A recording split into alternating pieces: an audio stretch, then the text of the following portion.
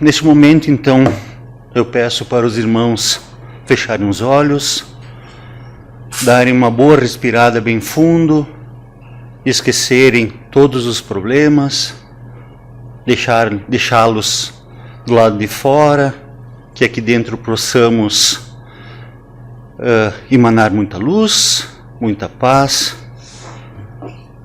e emanados de luz e de bondade, queremos agradecer ao nosso Pai Maior, ao nosso Mestre Jesus, por mais uma oportunidade de estarmos presentes nesta casa de oração, para aqui escutarmos a sua palavra e entendermos que possamos seguir o seu ensinamento e que no dia derradeiro, nos dias que vierem e final de semana, possamos aplicar todos os seus ensinamentos.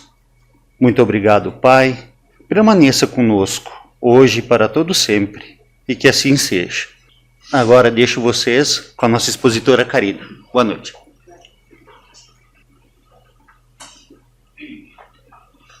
Que a infinita misericórdia de Deus e de Jesus nos envolva a todos, hoje e sempre.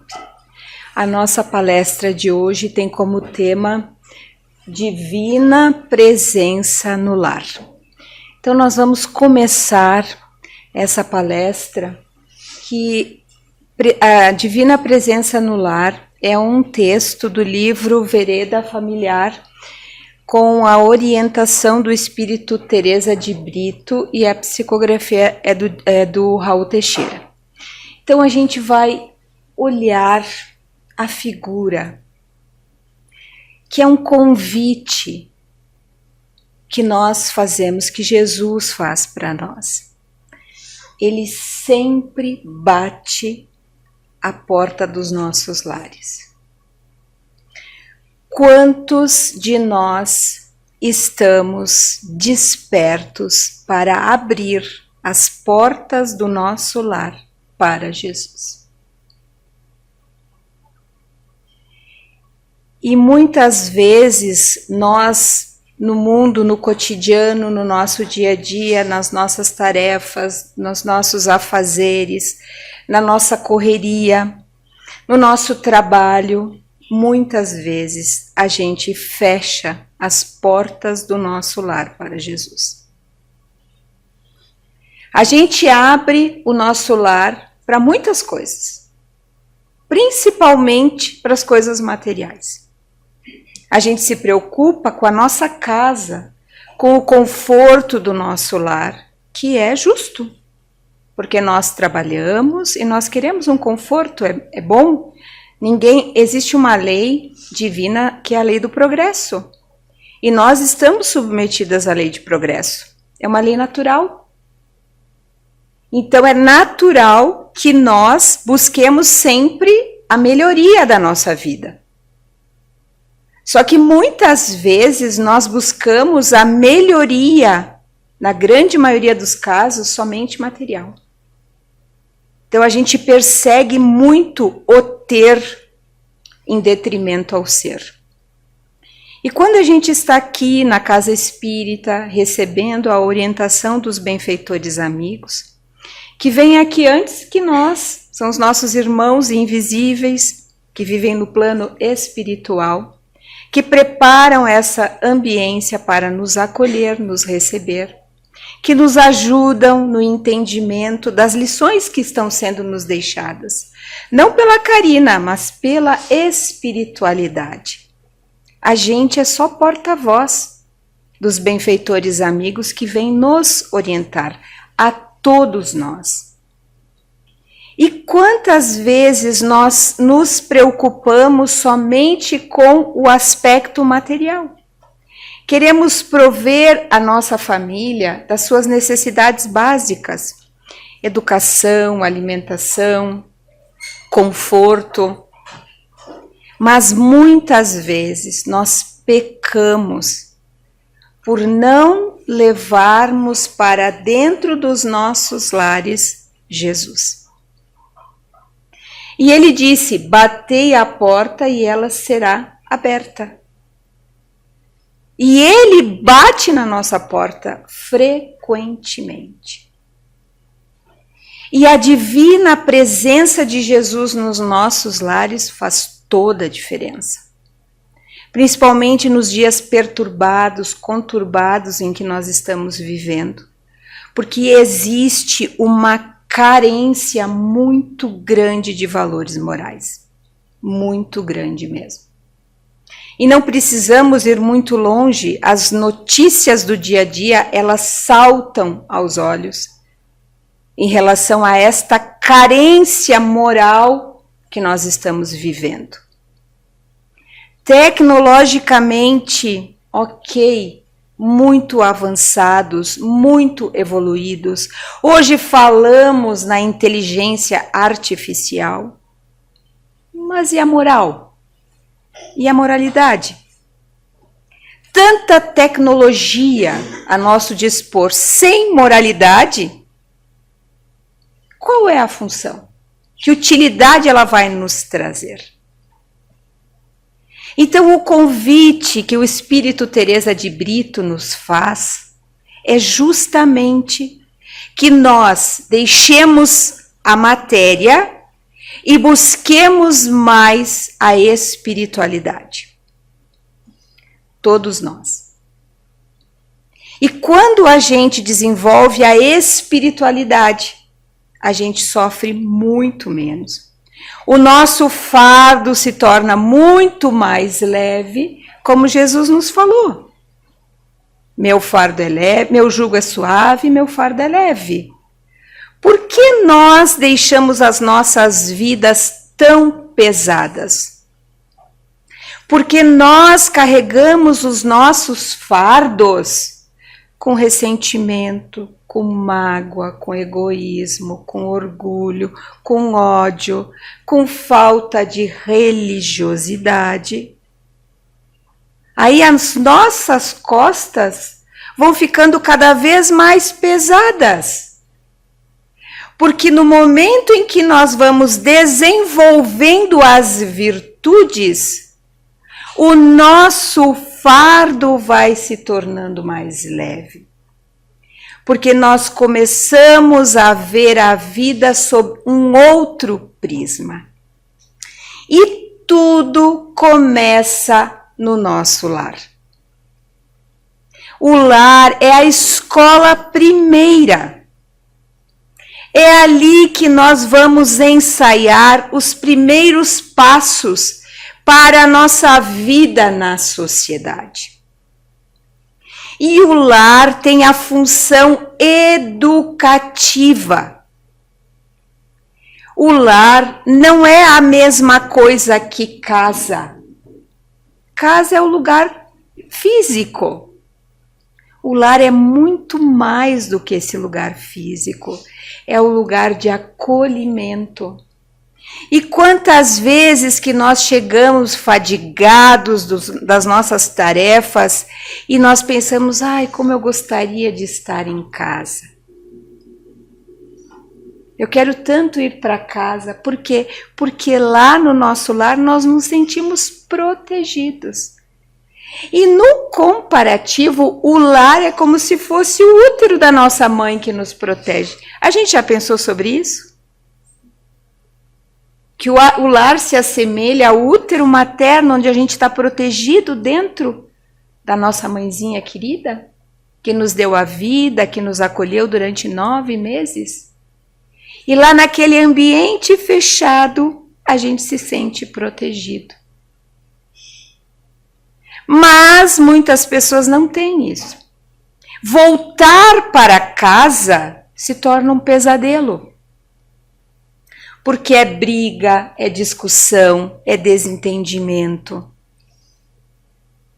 E nós sabemos que nos nossos lares, nas nossas famílias, reencarnam afetos e desafetos.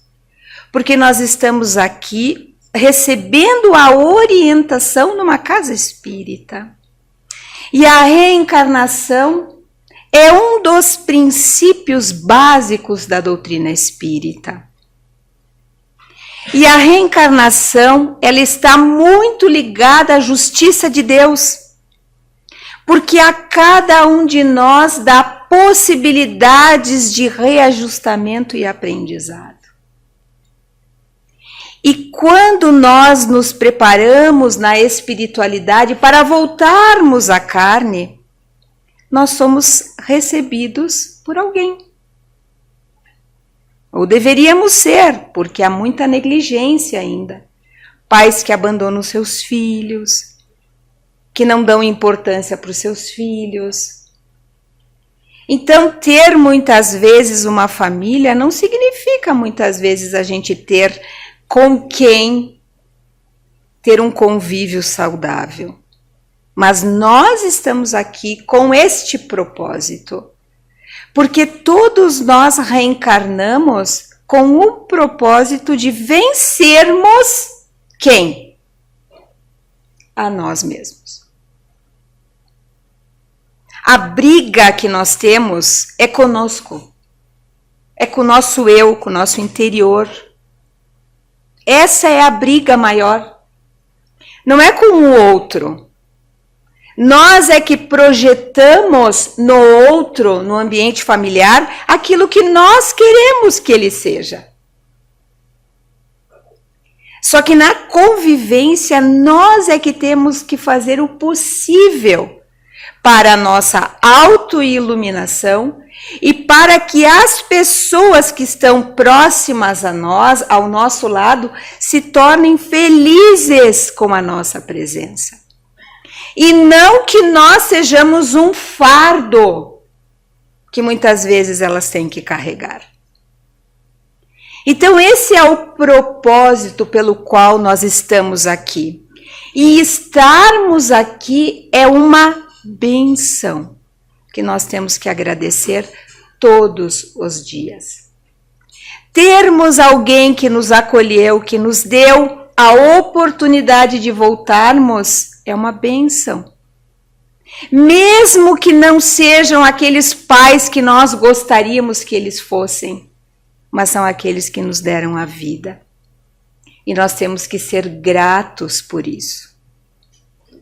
Então, a proposta é sempre de que nós desenvolvamos dentro de nós a espiritualidade. A verticalidade, que é como a gente fala, é a comunhão com as esferas superiores. Só que muitas vezes, na grande maioria das vezes, a grande maioria de nós vive na horizontalidade. Nós nos preocupamos muito mais em provermos os nossos dependentes com a matéria. E vemos também muitas famílias abastadas, financeiramente falando, mas tão distantes emocionalmente. E famílias com dificuldades materiais e que são unidas. Então a riqueza, ela não é um requisito básico, essencial, para que nós sejamos felizes. A riqueza é uma grande prova para nós. É uma prova. É mais difícil do que a pobreza. Porque nós temos que, quando abastados materialmente falando, nós temos que vencer o orgulho, as vaidades. E muitas vezes nós nos perdemos aí, nesse quesito. E agora a gente vai falando de Jesus. Aqui a passagem de Lucas, no capítulo 10, versículos 38 a 42, em que Jesus, ele vai na casa de Marta e Maria, que eram duas irmãs. E aí o diálogo transcorre da seguinte maneira. E aconteceu que, indo eles de caminho, entrou Jesus numa aldeia.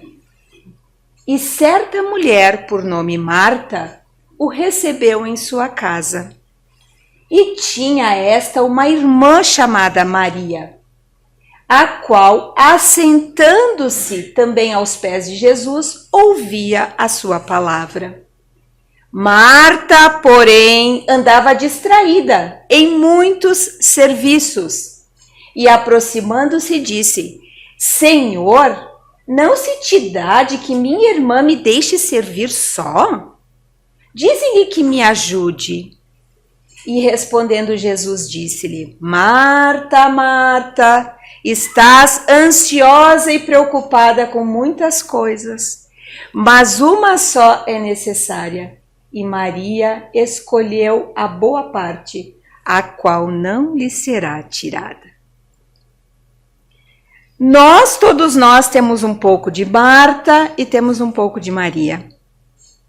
Imaginemos receber Jesus nas nossas casas.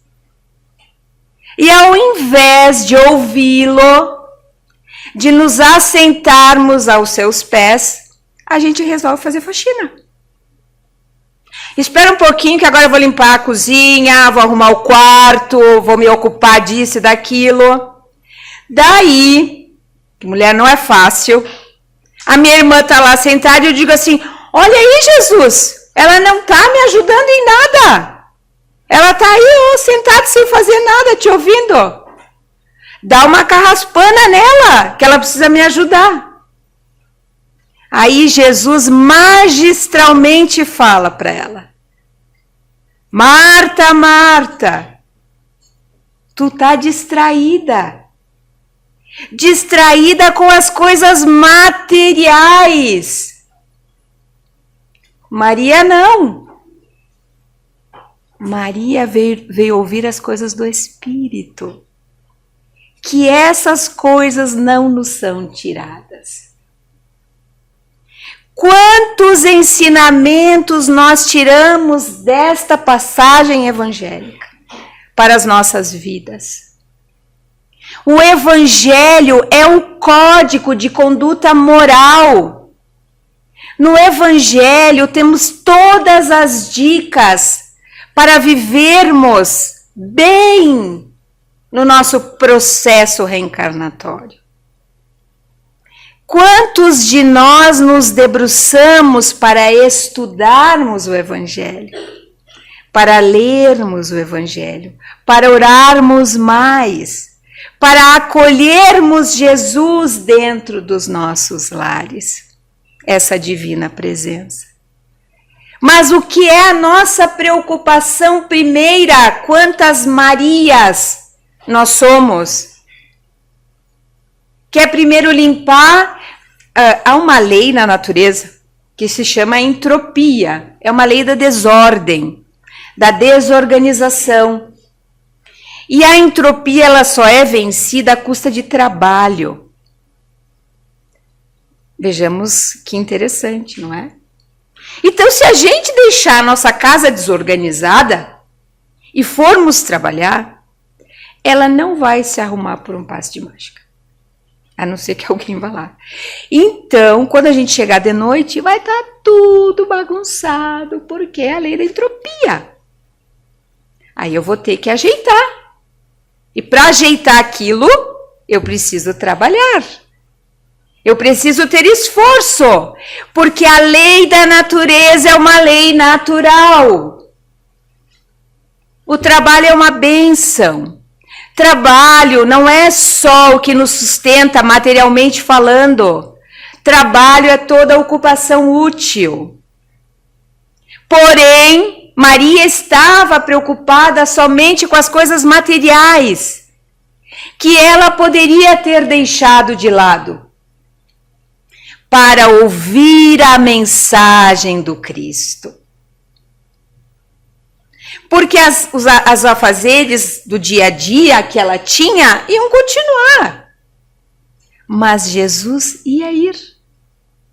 E o que ficaria seriam os ensinamentos que ele nos traz, que trouxe naquela ocasião para Maria. E que oportunidades nós perdemos quando Jesus nos convida a segui-lo. Quantas oportunidades! Jesus é o Espírito mais perfeito que esteve entre nós.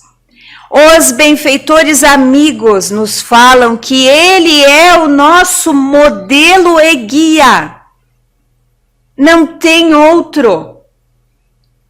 Nós podemos sermos admiradores de muitas pessoas, como o querido Chico Xavier, que nos deixou um legado de tanto amor e caridade, de tantos ensinos. Dedicou a sua vida para a mediunidade, para consolar corações aflitos, de mãezinhas que haviam perdido seus filhos queridos. E que as palavras de Chico, as mensagens de Chico, até hoje confortam os corações sofredores. Mas Jesus é o nosso modelo de perfeição moral. E nós um dia seremos espíritos puros, espíritos evoluídos, mas vai muito tempo.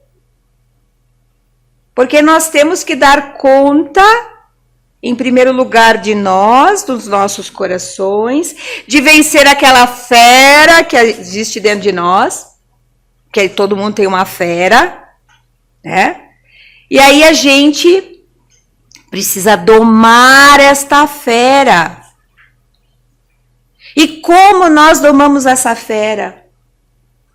Aprendendo através dos ensinos de Jesus, da convivência que nós temos na nossa família, com os nossos queridos, aparando as arestas, muitas vezes ficando quietos para evitar uma discussão, né? Então, às vezes a gente não fica quieto, por quê? Porque a última palavra tem que ser a minha. Eu que mando e aqui eu obedeço e tem que ser do jeito que eu quero, como eu quero. Quantas vezes nós esquecemos de ouvir mais os nossos familiares, de entender os nossos familiares, de falar para eles as nossas angústias, os nossos tormentos, aquilo que não nos agrada, porque a gente é cheio de melindre. E o melindre ele tem um nome, o nome do melindre se chama orgulho.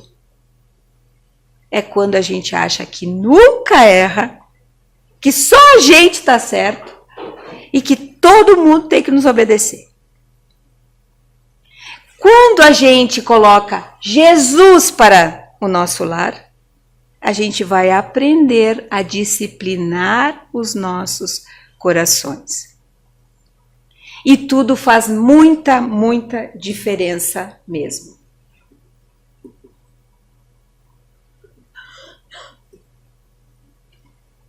Então, ali, Teresa de Brito, no texto Vereda Familiar, quer dizer, no texto Divina Presença, ela fala que o lar é a nossa grande escola, que ali no nosso lar reencarnam afetos e desafetos, que muitas vezes nós nos preocupamos somente em prover os nossos familiares de bens materiais e que esquecemos de Jesus dentro dos nossos lares.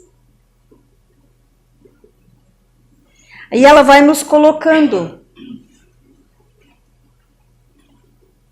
que tudo é importante, a alimentação, o cuidado com o corpo físico, tudo é importante na nossa vida. Nós temos que cuidar do nosso corpo físico, é importante cuidarmos da nossa alimentação, a prática de esportes, de exercícios físicos, isso traz saúde para nós.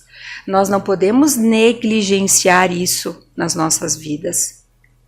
Então a gente precisa cuidar sim.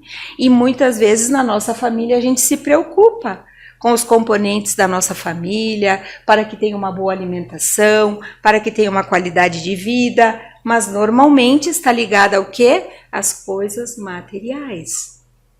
E aí ela nos fala que há também a negligência dentro dos nossos lares com a educação religiosa. Então, muitos pais dizem assim, ó, eu não vou levar os meus filhos, vai lá na igreja católica, aqui na casa espírita, nos evangélicos, eu não vou levar, porque quando eles ficarem adultos, eles vão decidir o que eles vão ser. Negativo. A orientação religiosa é dos pais, é nossa tarefa. É nossa tarefa. A gente tem que educar conforme aquilo que a gente acredita. Ou na casa espírita, trazendo para a escola de evangelização. Na igreja católica, levando para que as crianças recebam a orientação. A mesma coisa nos evangélicos. Por quê? Porque nós, dentro da doutrina espírita, não criticamos nenhuma religião. Porque todas as religiões que conduzem o indivíduo a Deus são respeitáveis. Mas os pais têm obrigação de orientar os seus filhos. Lhe dar educação, espiritualidade. Não dá para a gente deixar para amanhã. Porque depois os desvios que acontecem, a gente vê no dia a dia. E ela nos fala sobre isso. Ela nos fala também que o lar sofre em função da carência de Jesus nos nossos lares. Ela também nos fala que a família, ela prescinde da divina presença na nossa ação cotidiana, no nosso dia a dia. Vejamos a importância. Uma outra questão, a oração. O evangelho no lar. Muitos irmãos não sabem o que seja o evangelho no lar. O evangelho no lar é um encontro familiar, sempre no mesmo dia da semana, no mesmo horário, em que nós nos reunimos em família para estudarmos o Evangelho ou um livro evangélico de conhecimentos evangélicos, de ensinos evangélicos. O Evangelho no lar começa com uma oração inicial. Ele transcorre com a leitura, uma leitura edificante. Quando temos filhos pequenos, obras infantis, livros infantis com moral. Fazemos um comentário, não agredindo um ao outro, mas fazendo um comentário a respeito do texto lido, da lição aprendida. E no final, agradecemos com uma prece. Não custa nada. 15 minutos por semana, que é o mínimo que nós poderíamos fazer. Então, ela nos chama a atenção sobre a oração na família. Aliás, se nós soubéssemos da força que a oração tem, nós oraríamos muito mais mesmo. E aí ela nos fala que o egoísmo vai ser banido. Por quê? Porque quando a gente traz Jesus para dentro dos nossos corações, para dentro dos nossos lares, quantas mazelas são desfeitas. E isso não acontece da noite para o dia, isso é uma caminhada, é uma construção. Mas a gente precisa fazer. E aí, no final, ela nos diz que a gente não deve negligenciar o dever de se reunir, olha ali, ó, do Evangelho no lar, para que a gente possa orar e vibrar em favor da nossa família, dos nossos vizinhos, dos nossos familiares. Porque aonde há oração, é como se a gente acendesse uma luz. É como não, a gente acende uma luz. Quando nós oramos, nós nos iluminamos. Quando nós oramos nos nossos lar, nós não só iluminamos o nosso lar, nós iluminamos o entorno do nosso lar. E nós nunca podemos esquecer que a luz sempre afugenta as trevas. E que o bem sempre vence o mal. A diferença é que o bem tem o tempo e o mal usa a violência. Então, nós todos temos um tempo de germinar e um tempo de florescer. E o tempo é agora. Valorizemos a família que nós temos. Agradeçamos os familiares que nós temos. E que todos nós possamos levar Jesus para dentro dos nossos lares. E nesse momento nós vamos então termos o passe, né? Vamos convidar os irmãos. Vamos fechar os nossos olhos e vamos mentalizar Jesus. Jesus nos nossos lares, nos amparando, nos protegendo, e que a espiritualidade derrame sobre nós fluidos calmantes, curadores, restauradores, e que nós possamos sair daqui muito melhores do que quando aqui chegamos, e que possamos levar conforto e consolo para os nossos familiares, e que assim seja.